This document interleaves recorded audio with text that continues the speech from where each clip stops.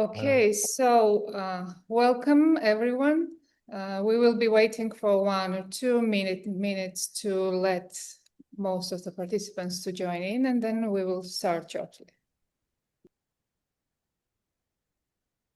Okay, I think we are good to go.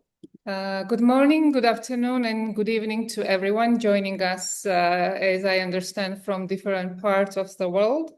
My name is Tamar Kekenadze. I'm Managing Director of CAMCA Regional Forum, and I'm extremely delighted to moderate today's webinar on the West's inflection point in the Caucasus, Untying the Georgian Knot. Today's discussion comes at a moment of profound uncertainty, not only for Georgia, but for the entire region. This conversation builds directly on the Silk Road paper by John DiPiero and Laura Linderman and examines how the West's strategy towards Georgia has reached such a critical crossroad.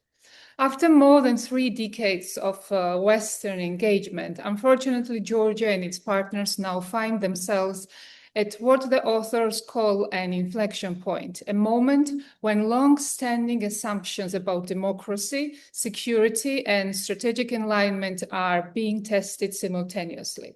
At the same time, Georgia's internal dynamics, political polarization, democratic backsliding, and societal fatigue intersect with broader geopolitical shifts. The role of Russia, in particular, has become increasingly decisive, shaping not only security realities, but also political narratives, public perception, and the space in which both Georgia and the West operates. So I'm genuinely grateful to our speakers for helping us to navigate this complexity, and let me briefly introduce them, but I'm sure that you all know them. John DiPiero, who is a Senior Fellow in Eurasia at the American Foreign Policy Council and the Senior Fellow with the Central Asia-Caucasus Institute. Laura Linderman, who is Senior Fellow and Director of Programs at the Central Asia-Caucasus Institute and the American Foreign Policy Council. And last but not least, Professor Tengiz Pkhaladze, who is a professor at the Georgian Institute of Public Affairs and a Senior Fellow at the European Center of International Political Economy. Previously, Mr. Pkhaladze was an advisor and Foreign Relations Secretary to the President of Georgia. So before we begin, a few quick housekeeping notes. This will be a 60-minute session, and you may send your questions at any time using the Q&A chat box.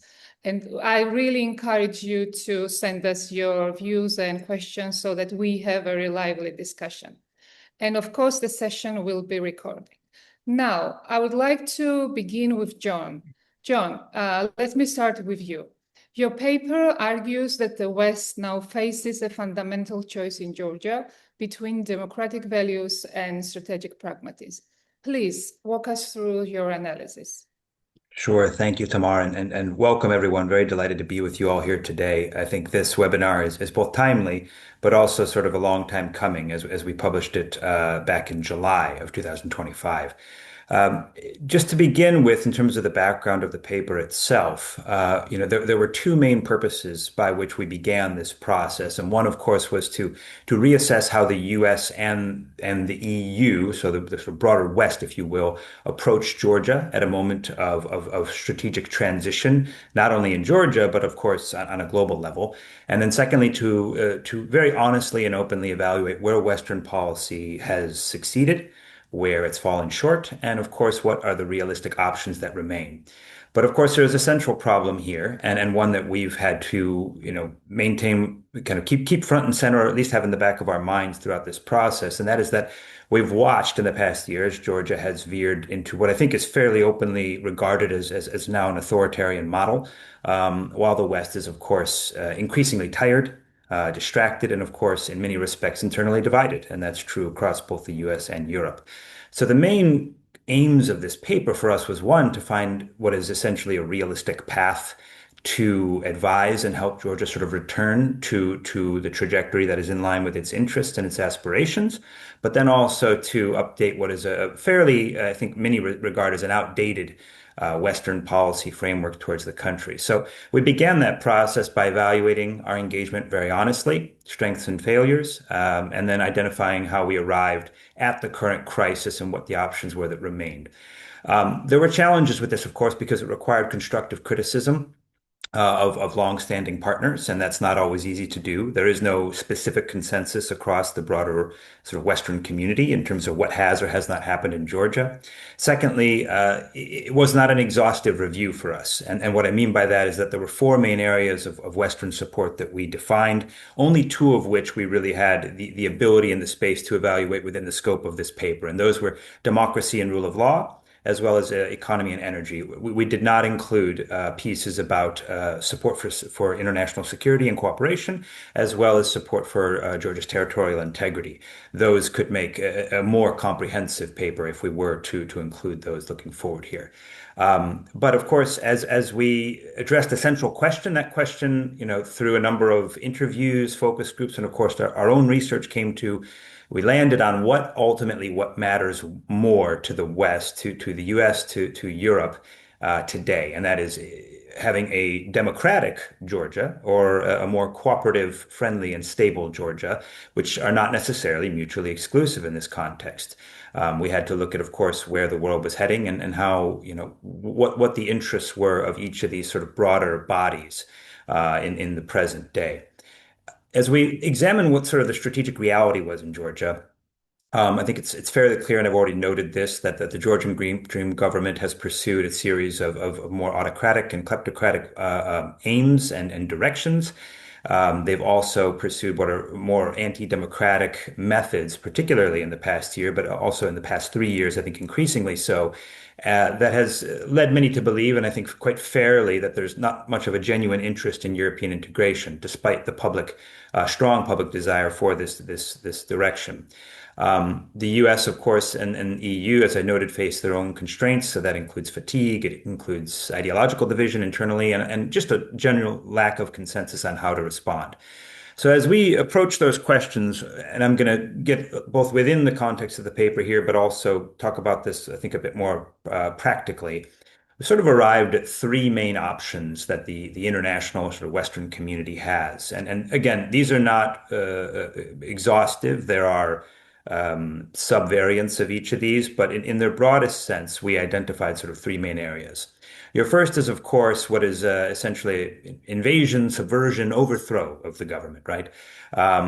This is not a very realistic option. It's not being considered, I don't think, at any level, and certainly it lacks any political will, either from the US or the EU, writ large, right? So I would dismiss that as even being an option in terms of how to pursue or approach Georgia looking forward. The second, and this is a very common view now, particularly among friends of ours and colleagues of ours who are, seen to be democratic actors in the civic community and the political community, activists. That is essentially to sanction, to isolate, and to, a policy of non-recognition of the Georgian Dream government. So that would include political non-recognition. It would include targeted sanctions on people who are seen to be facilitating Georgia's democratic backsliding, committing human rights abuses, redirected aid, and of course, then informational exposure. Just maybe a few weeks ago, Dr. Shotek did a really great piece on this in terms of how this would look if you were to pursue this option.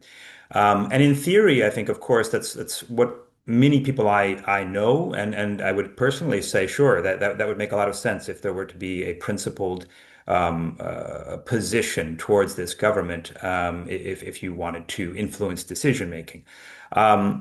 In theory, it sort of can work if it was tightly designed, and it could be potentially effective. At present, there doesn't appear to be much of an appetite for this, either from the US or the EU. And I'd say from the US, it's more that there's less of an appetite for that, pursuing what is more of a transactional approach to diplomacy. With the EU, there's just less of consensus for that. There's an additional obstacle with that option, which is that the Georgian Dream's sort of illicit financial networks and engagement in that respect have made sanctions, I'd say, far less, have given the West far less leverage when implementing international sanctions than they might have, let's say, 1 to 5 years ago. So overall, I think we've looked at this as said that this option is sort of unfeasible given the Western capacity to actually implement it, as well as what is a growing resilience from the government in Georgia. The last option that we identified, of course, was normalizing relations on a very transactional basis. And of course, this is what the Georgian Dream government has pursued. They've openly stated this is what they want. This is the type of sort of deal that they would like. In essence, treating them like Azerbaijan, like the Central Asian republics, particularly today, and focusing on energy, focusing on transit and security cooperation, areas of mutual interest, and sort of pushing democracy, taking it off the agenda. Um, Even if this could be done, and even if there was an appetite both from the EU and the US for this, Georgia's democratic society simply won't accept this option. They're not going to just simply stop protesting or stop resisting because some agreement was reached. And likely it would only deepen internal conflicts on the ground and it would fail to produce a stable, partnership or way forward. So if we think about really what the West wants, and again, this is a broad group, so I don't want to, treat it homogeneously, but ultimately, I'd say that, as I noted already, there's a degree of a lack of focus from the U.S. and the EU, and they're quite a bit constrained as well. There is a criticism that regularly comes from Georgia that there's simply no updated policy towards the country, and I'd say that is quite true. But they do still need predictable partners in an era of what is renewed great power competition. So, my estimation, and I'll let Laura speak for herself on this, of course, is that a functioning democracy is, of course, the best route to predictability.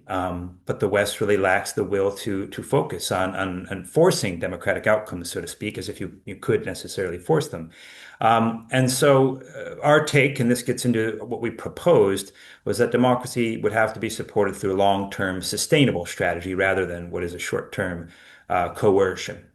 And so this is where we came up with what we've called a hybrid approach, right? Then the core idea behind this is essentially that that they work with Georgian Dream as an unreliable and known unreliable, but manageable partner under very clearly Western defined conditions, while also preserving what is a space for democratic actors. It's a very imperfect way of looking at things, and for those of us on an emotional level, we'd say certainly we don't want it to go that way. But with this comes a form of conditional engagement. So, and this is just an example, perhaps, but the West could offer cooperation in the areas of energy transit modernization, the development of the Anaklia deep sea port, infrastructure modernization, and then also integrating Georgia, for example, today into the South Caucasus sort of regional architecture that appears to be emerging, right? So there are opportunities, there are carrots they can offer. But then in exchange for that, the Georgian Dream government must, and again, this is not an exhaustive list, deconflict the West on issues related to China and Iran, for example, dismantle what are sanctions evasions network, which seem to be increasingly widely recognized to be in place, stop the persecution of civil society actors, of media actors, of opposition political parties, release political prisoners. And simply put, just allow the democratic actors to function without repression. It's not a perfect system, as I've already noted here, and it sort of returns us to this kind of mutual, this prior place that we were before the 2024 elections, which was, I would always make this joke, is they pretend to be a democracy and we pretend to believe them, right? But what it does do is it buys time. And I would define, and as someone who's worked with the political actors very closely over many years in Georgia, right now I would say that time is the most precious of the resources for the pro-democracy forces in Georgia, right? If you look at, let's say, the Belarusian or Russian opposition, one key issue they'll always identify is that our biggest mistake was that we left and we were crushed, we were forced into exile. Right. So those who are kind of on the opposite side of the Georgian Dream government, and that's a wide swath of people, of course, they need time and they need to be able to remain in country. And so this hybrid approach, though very much imperfect, it does enable them to continue engaging and it enables them to build legitimacy more organically on the ground and not as the government has defined them as proxies necessarily, but actually facilitating a potentially future win or success that's really owned by the Georgian people. And so we've identified this as more of a lasting path towards a more democratic system and outcome in Georgia. So I'll close by just saying that the country does stand as Tamara rightly put, a geopolitical inflection point, and so does the West and its policy towards this region. And we're seeing this evolve and develop in real time, particularly insofar as the South Caucasus and Central Asia are concerned. And I'll let my colleagues touch more on those areas. But I do believe that the West can neither coerce nor ignore Georgia. And so if it can do neither of those, then it has to figure out a way to adapt, right? And so I think a hybrid option would really offer the most realistic path to maintaining Western engagement and influence in the region, to keeping Georgia oriented toward a democratic future, towards supporting society without, so let's say, collapsing the entire state, and ultimately towards rebuilding what is a credible and citizen-driven democratic government. And so we'd say the long game, and for me certainly is the most durable and lasting game. And that's where we've sort of landed as we finalize this paper. So I'll stop there and I'll turn it back to you tomorrow. I know Laura's probably got quite a few comments and be really interested to hear her insights. Thanks. Yes, thank you, John. You touched on many important issues that I would like to follow up on a later stage, but now I would like to turn to Laura, who is a co-author, but at the same time, someone with a deep knowledge of the region. So let me be quite frank here and ask directly. Has the West been making a fundamental mistake by treating Georgia in isolation? In your opinion, what are the regional realities Western policymakers continue to misread or ignore? And how do those blind spots reveal the deeper weaknesses of Western policies toward Georgia? Yeah, that's a great question, Tamar, and thanks, John, for covering so comprehensively the outcomes of the paper and how we are thinking about Georgia in the paper. I wanted to talk a little bit of also where the West, or maybe the US in particular, went wrong, which we do cover. Again, getting us to where we are now, which I think if we look sort of back to post-Rose Revolution through to maybe the war in Ukraine, what missteps on behalf of the West could we really engage with and think through so as to not repeat those kind of mistakes going forward? And that can maybe better inform how we think about better crafting policy regionally. And then I will touch on your question, Tamar, also on maybe how to think about the South Caucasus and the role of Russia a bit, in my view, a bit more comprehensively as to where things stand right now. So I think as we address in the paper, there were four core U.S. policy failures. One, inconsistency in balancing U.S. interests with so-called U.S. values. And so what we said we wanted to see versus what our actual interests were. So I think in the Saakashvili era, you could see that the support for the strategic alignment and for Georgia being highlighted as a beacon of democracy came at the expense of actually confronting democratic shortcomings as we saw them going forward. And so this selective tolerance of undemocratic behaviors that we really saw in the Saakashvili period, this eroded Western credibility and set the precedent for what we saw in the Georgian Dream government to manipulate this pro-Western rhetoric while actually consolidating control under the surface. Second, fundamental misreading of domestic political dynamics, and I can't emphasize this enough. There's a lot of folks in Washington that pay very superficial attention to Georgia, which is because there's a lot of places in the world, and that is a tendency in with U.S.-based experts, is maybe there's a light touch in countries that may deserve a bit more investigation into what's really going on. So there was initially a failed ability from a lot of U.S. policymakers to grasp the depth of public disillusionment with the UNM. and underestimating Ivanishvili's influence when the Georgian Dream Coalition came to power. There was also a misunderstanding of Ivanishvili himself, his worldview, his approach to politics, and that's something we see uh, in stark relief now. And then generally, when Georgian Dream was very early coming to power, there was early mistrust on the part of many folks in Washington, I think due to ties with the previous government, which then became a self-fulfilling prophecy. By continuing ties with the UNM figures and inconsistent criticism, the US sort of seemed to undermine its own neutrality.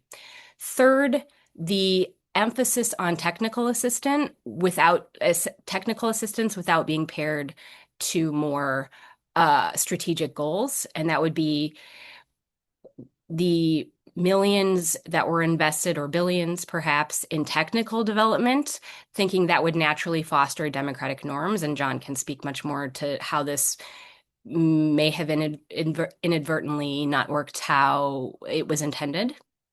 And I think you could see both Georgian Dream and UNM become more efficient in undemocratic practices from some of this investment.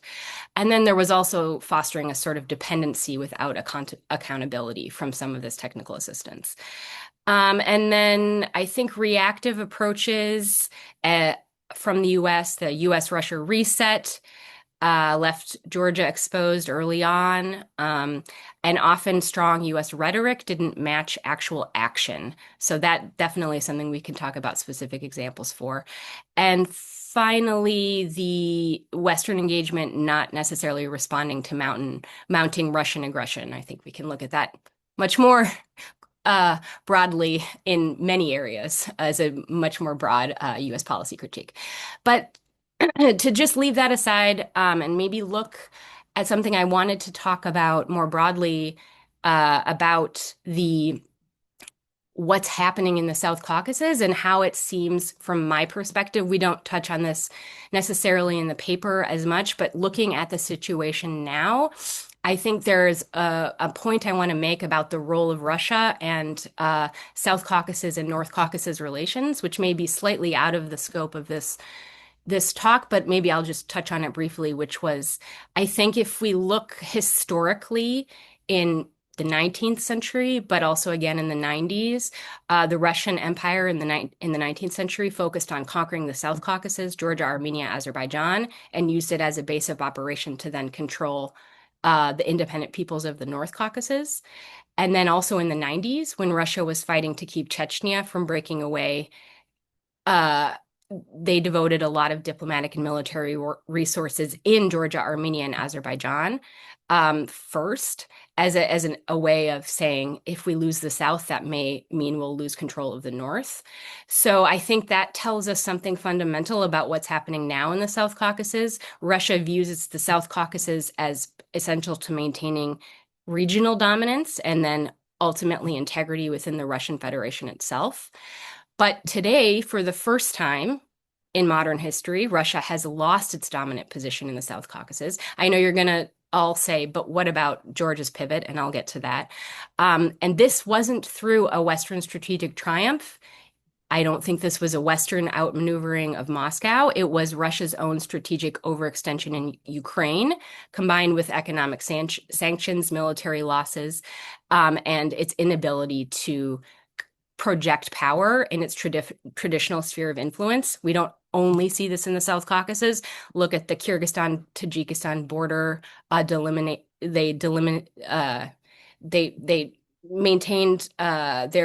They figured out how to deal with their border issue without Russia's help at all. Probably there was some Uzbek help, but Russia was not involved at all. And so we see when Azerbaijan and Armenia fought in 2020, Russia, despite having formal military alliance with Armenia, stood aside, and Azerbaijan won.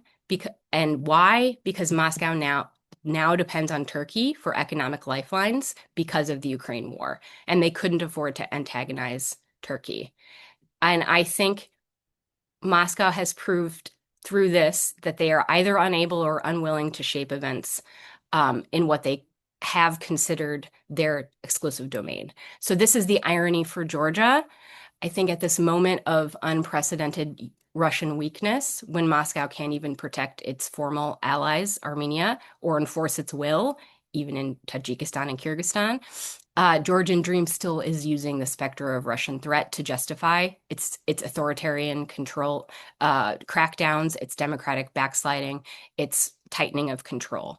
So the message being that aligning with the West means war with Russia, that sanctions would provoke Russian invasion, that only by accommodating Moscow can Georgia stay safe. But if you look around, that is obviously not true. Russia couldn't prevent Azerbaijan from deepening ties with Turkey and Israel. They are struggling to maintain basic influence anywhere in the South Caucasus. And where Georgian Dream adopts positions that are accommodating towards Russia, definitely, it's not evidence of Russian strength or successful coercion on behalf of Russia. It stems from their own domestic political calculations, exploiting fears for political gain and for Western policy failures that we described earlier, creating a vacuum that others could exploit. So we can go into this a bit more, but I did want to sort of give this framework, as we now need to see the South Caucasus as reduced influence from Russia and an increased influence of Turkey.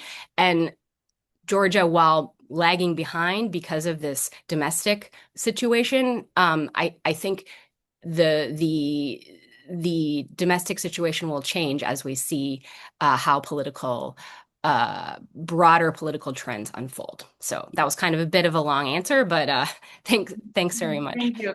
Thank you.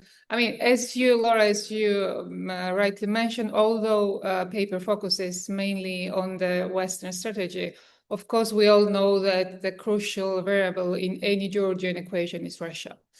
And I want to follow up on this with Professor Tengiz Palatze and ask directly, what does Russia want in Georgia right now?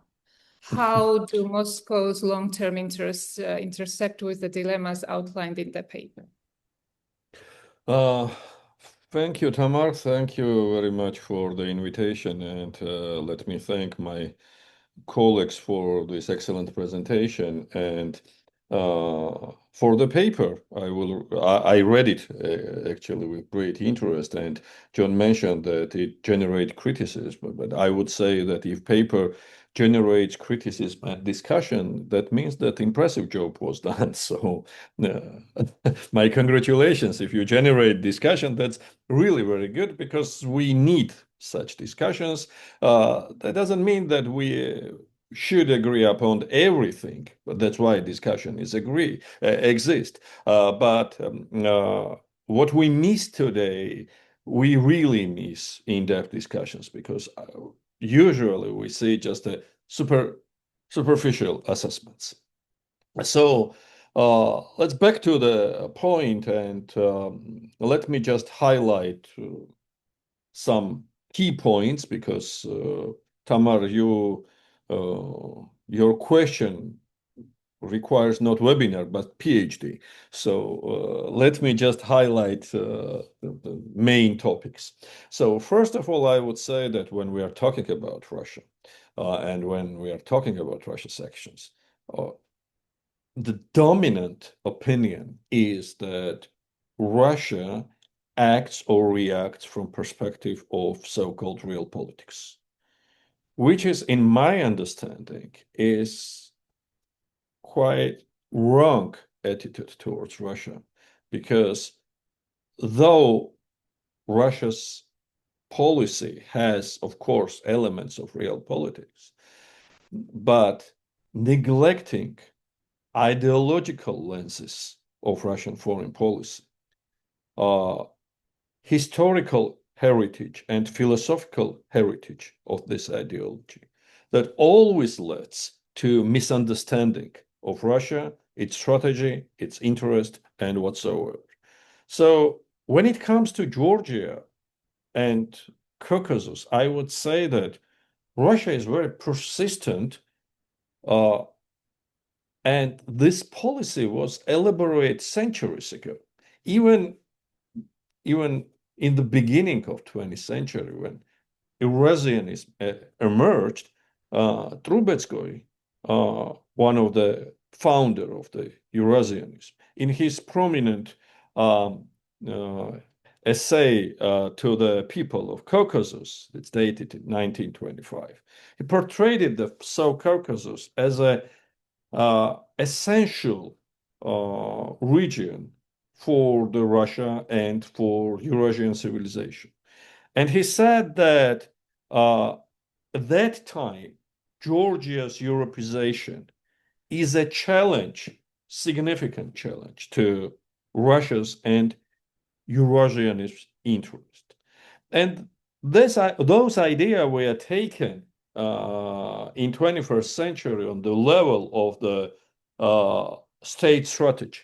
So today what we see are not only modern Russian geopolitics, but in the real politics, this is nothing but implementation of all those ideas in the reality. So quite often it was considered that Moscow reacts on, for instance, NATO's enlargement or whatsoever. But from the Moscow's perspectives, Georgia's return to Europe threatened not only Russia's regional influence, but also its ontological security and its self-identification as a distinct civilization pole, which is written in the new strategy of Russian foreign policy, which is adopted and signed by the president of Russia Federation. So to keep it shortly, despite the old rhetoric, its main problem is not Georgia's cooperation with NATO, but the broader process of Westernization. So, and of course, Russia had strategy how to reverse this process. So I start this from a historical point of view because what happened today in Georgia and what is going on, it didn't happen overnight. That was well prepared by Moscow. So my second point, and I have to say that when we are talking about the South Caucasus, unlike Baltic states or Nordic countries, this is not the unified region. So South Caucasus is very complex, has its complexity and complication. And all three countries, they had different geopolitical or foreign policy vectors. And one of the key elements there was the Karabakh issue. And one of the turning point, by the way, was Karabakh and Karabakh solution, because it offered on the one way, it somehow weakened Russia's position and leverage over Azerbaijan and Armenia, but also at the same time, it generates some opportunity to Russia because of, and here we go, this prominent format 3+3. Yeah, so it's re-emerged. Why I said re-emerged, because it's mistakenly quite often it's called like Russia's or Russia's initiative. But 3+3 format has its also quite interesting and much longer history and beginning from the 90s of last century. And I was eyewitness of some dialogues about that. And I remember one of the meetings in Istanbul, it was pretty much last years of the 90s. And this initiative reemerged like 3+3. And I remember that time, President of Georgia, Eduard Shevardnadze, who said that if we think about creation of kind of format, it must be not 3+3, but 3+3+2. And these two are United States and European Union. So today, talking about 3+3 is nothing but to reverse this geopolitical vector. And this is something what we have to take into the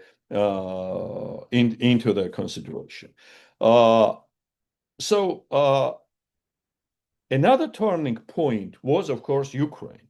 Because be honest, Georgian Dream's foreign policy before 2022 was all the time prized by our Western partners because since 2008, the main thing we heard from our Western partners was that you have to find a way to normalize your relationship with Russia.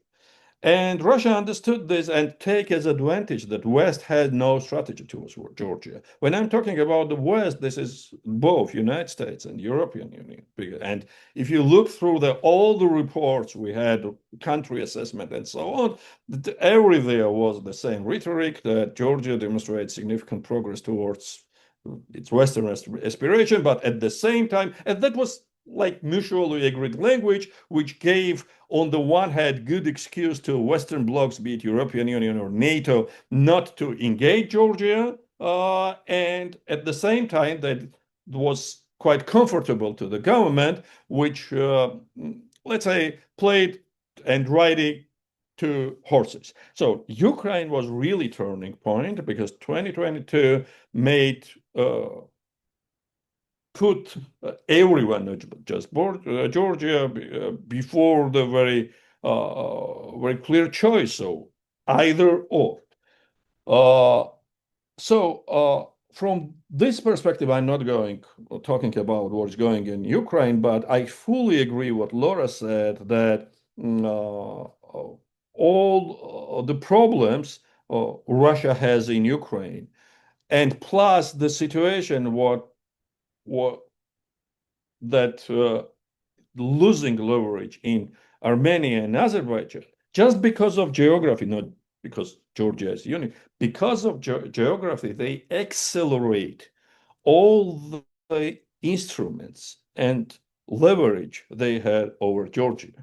So, and that's why I said that this process was well crafted and developed. And quite often following the discussions about Georgia and reading papers about Georgia and so on, I see the question that what is the proof that of Russia's leverage over Georgia's political leadership and so on. So put aside a political assumption of experts and so on. I will say remind you the fact that last year, former prosecutor of Georgia, former prosecutor general of Georgia, was designated by federal government of United States of America as a Russian spy, and sanctions were imposed. So even that fact speaks a lot about this alarming reality what we have in Georgia and how big is Russia's influence and infiltration in this political process. And my last point is, which I already mentioned, this is lack of strategy.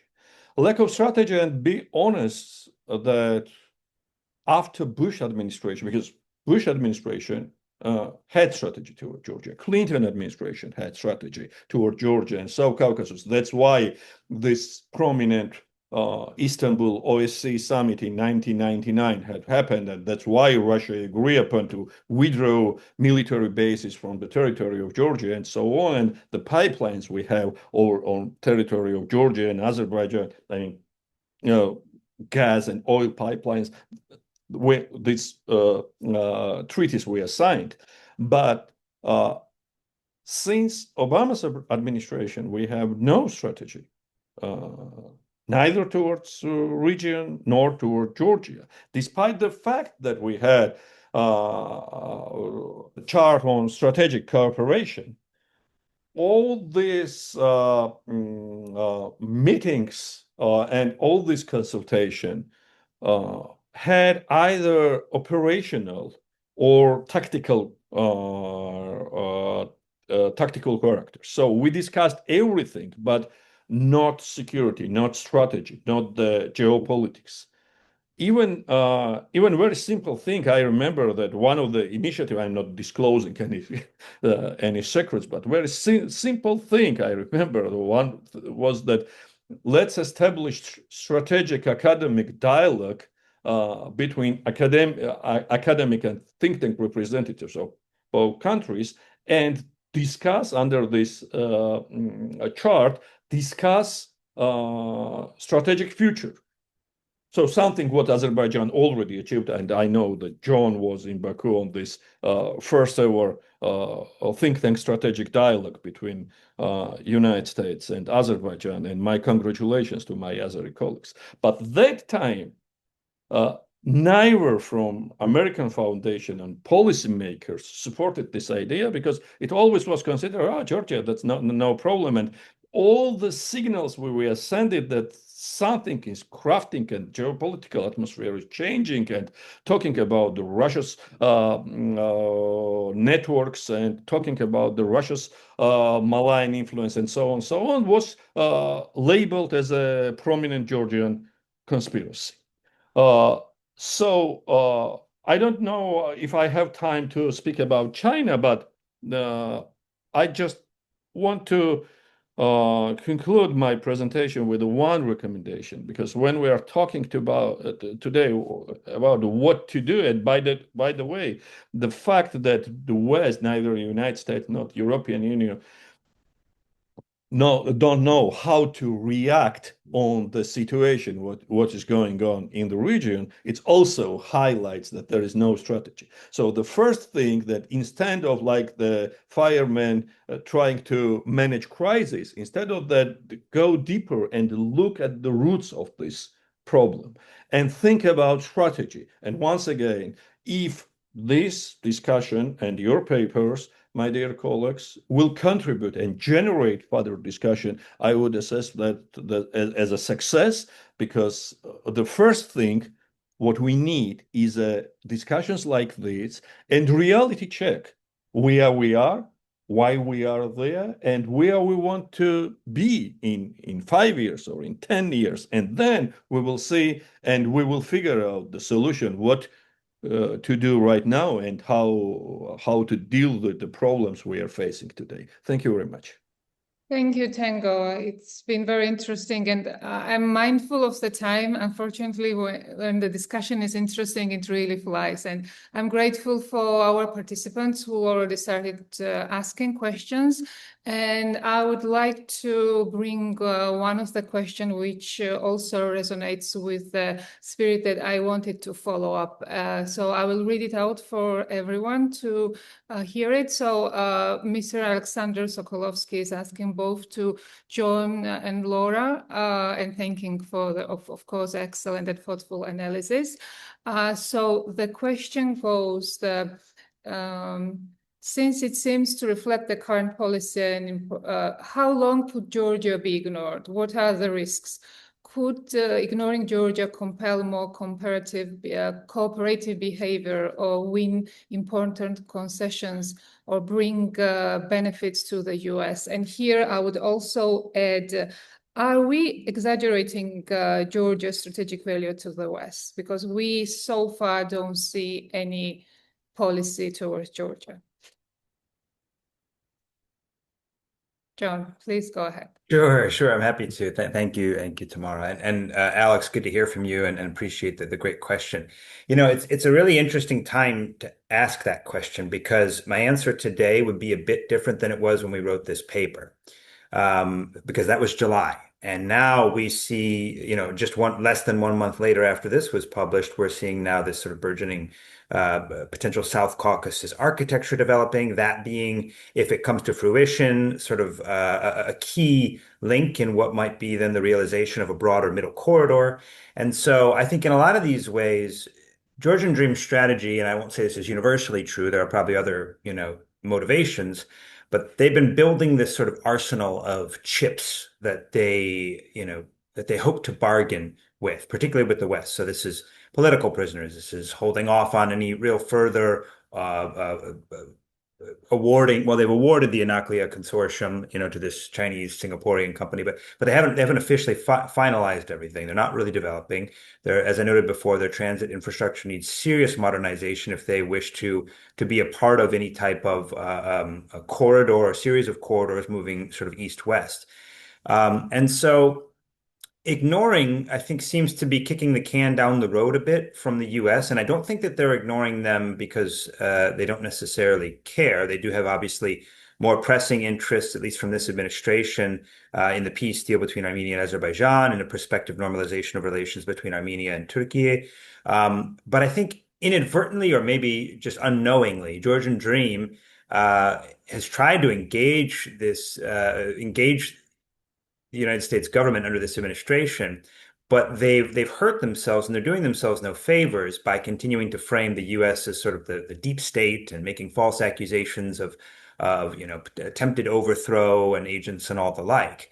And so as a result, I think that there's a sense from the State Department, and I don't speak for them, but to say, well, then we'll continue to just let this situation carry on, and you guys can continue to stew in your own or chase your tails a little bit here while we continue working with the rest of the South Caucasus. And so that's sort of the longer this happens, the more likely that Georgian Dream is going to be ignored. There's also the risk, as you asked about risks of the physical risks, obviously, towards democratic actors on the ground, which continues to spiral and continues to deepen. But that also continues to push Georgian Dream into a direction where they are just growing, increasingly more repressive. Lawfare, I think, has reached sort of 20 now repressive pieces of legislation just in the last year alone. So in doing all of this, the irony then becomes that they're risking strategic isolation, right? While this architecture is sort of loosely developing south of them, and at some point there will likely be, we hope, an end to the war in Ukraine. What Georgia is doing is essentially guaranteeing, or they're putting themselves in a disadvantaged position where they're guaranteeing that they're the only direction they can look is north, right? And now that then places the United States in an interesting position, I don't say a powerful position, but a position of strength. And it gives them leverage because once everyone else south of them has started the process of deconflicting their interests, either economically or from a security perspective with Russia, then the U.S. is in a position to say, well, we're ready to offer friendship, guys, but you're going to need to do X, Y, and Z. And the question is, will Georgian Dream have any other options but to accept such a deal? So it's a really interesting time, and what's happened in the South Caucasus in the last 3 months has sort of accelerated that process in a way where ignoring may have just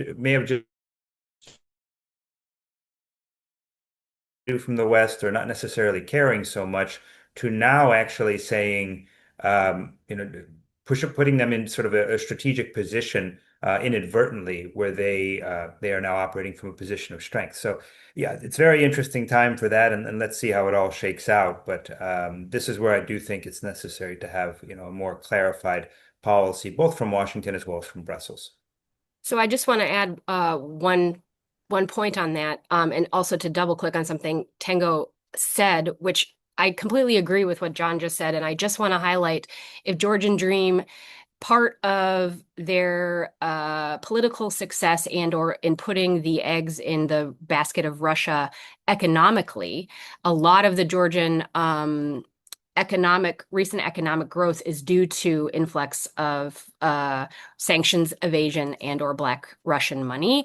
And so depending on whatever happens with the end of the war in Ukraine and what happens to Russia economically, that lever, which is keeping the political situation and a lot of sort of political elites that are loyal to Georgian Dream calm and in play because of the economic benefits they're getting from Russia, will shift. So that's just another piece I wanted to look at strategically, because I think we often overestimate Russia's economic situation is quite unclear. And if we look at a 1 to 2 year time frame and what happens post-war in Ukraine, I think some of the downstream impacts on Russia's economy have yet to be seen, and that's going to directly impact Georgia. Thank you, Laura. As we only have 10 minutes left and we have many questions to answer, In this round, I will ask 2 questions at the same time, and I will kindly ask you to answer in 2-3 minutes each, and then we see how much time we have. So, and to follow up on Tango, I will start with you. Is it fair to say, but this question, I would like answers from all 3 of you. Is it fair to say that Russia wants Georgia weak rather than captured? And is Georgian current regime is playing into that goal? This is one question. And the second one, what's one action in the next 12 months would make the biggest difference if you have to choose and advise to our Western partners? Tango, let's start with you.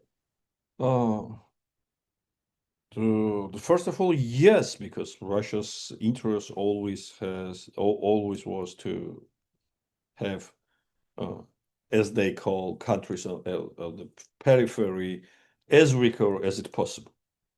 And one of the examples how Russia deals with allies is our occupied territories of Georgia. And look the processes what are going on in Abkhazia.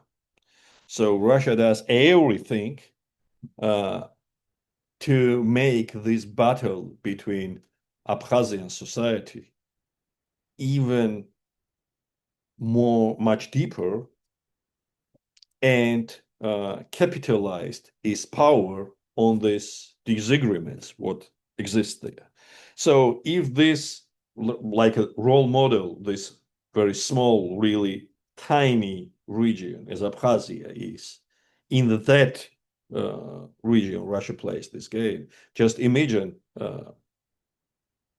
how it plays the same games in other countries. So definitely yes, because, and why? Because when you have discredited government, when you have government which has confrontation with its own population, it's always easier to leverage such kind of government, and always easier to leverage such kind of country. And today's situation, what we have, and I'm moving to your next part of your question. Today, I wouldn't imagine even my worst nightmare such a situation when Georgia is in the situation like we are right now, that we have not just disagreements, but significant problems with all our strategic partners. So strategic partnership with United States is suspended, and officially that was declared. The situation with the European Union is the same. So, and the only beneficial from this situation is Russia. And having such a big leverage economically, politically, I'm not talking about the military leverage Russia has. I'm not talking about their malign influence through this so-called soft power. Having all these tools, I don't think that today government of Georgia has any other options, because they are so much dependent on the situation and on the geopolitical scenario the Kremlin is developing. Tango, thank you. And as John, Laura, as you will be answering on your end, please also incorporate the answer to the question of Mr. Kranitz on the next steps from the EU perspective. Okay, so on Russia, I mean, I agree with everything Tango said, and I think the Georgia's occupied territories is a critical piece. But this is an example also where now is the potential, if the Georgian government were interested in, I think now is a potential opportunity where Russia's ability to project power and actively meddle in particularly Abkhazia is diminished. So there is an opportunity for resolving conflicts. I don't think that they'll pursue that, but I would just say that Georgia has the Georgian government has managed to put themselves in this strategically boxed in position to themselves. I mean, there's no reason that they needed to pivot northwards to Russia when Russia is historically weak, and that's the great irony of the situation. So I don't, they're not as, I mean, we have to see I don't think they're going to pivot on their foreign policy priorities. They've put their eggs in the basket of their northern neighbor, who is increasingly weakened, in my opinion. And so they're missing a lot of historic opportunities in this window because of that. But we have to see what's going to happen short, medium term with the war in Ukraine. And I think there could be some dramatic shifts on what happens in the South Caucasus because of that. On policy recommendations, one real easy one, the West has infinite number of bargaining chips. They need to decide what they want to do. So if the United States reads the paper and says, okay, we understand this dual track approach, we're interested. One example would be that making the release of some political prisoners a precondition for some normalization that the U.S. determines is in their interest, right? Something like that. From the EU perspective, again, the EU also, the ability of getting all of the countries aligned on certain approaches is really quite challenging. But there are, of course, also bargaining chips that way, as far as allowing certain, deciding how they're dealing with Russian money that has been cleaned in Georgia, infiltrate the EU, and or particular people who may be traveling to the EU for their own benefit, or really just to enjoy the benefits of the EU. So there are a lot of opportunities the EU can do. Of course, it's quite difficult dealing with some of getting that consensus piece. So thanks. Thank you, Laura. John? Sure. I think it's especially challenging when you speak specifically about the EU. And I say that because, there is a lot of criticism that comes from many of Laura's and my colleagues, Laura's and my colleagues, on the ground, democratic actors who are sort of in the fight, so to speak. And, they've said things along the lines, well, the EU's done nothing for us. And I've tried to tell them that is a very unrealistic, or that is a really specific way of looking at things, because what the EU has pushed for in Georgia and the number of resolutions and sort of battles they've engaged in is very uncharacteristic for them. It's unprecedented almost, right? I think the EU has sort of bent over backwards to try and be helpful, but they weren't prepared for the fight. Right. As Laura rightly noted, the notion of sanctions, they've been ineffective. There is no consensus, and they're not going to reach it so long as certain countries are pressing a specific line.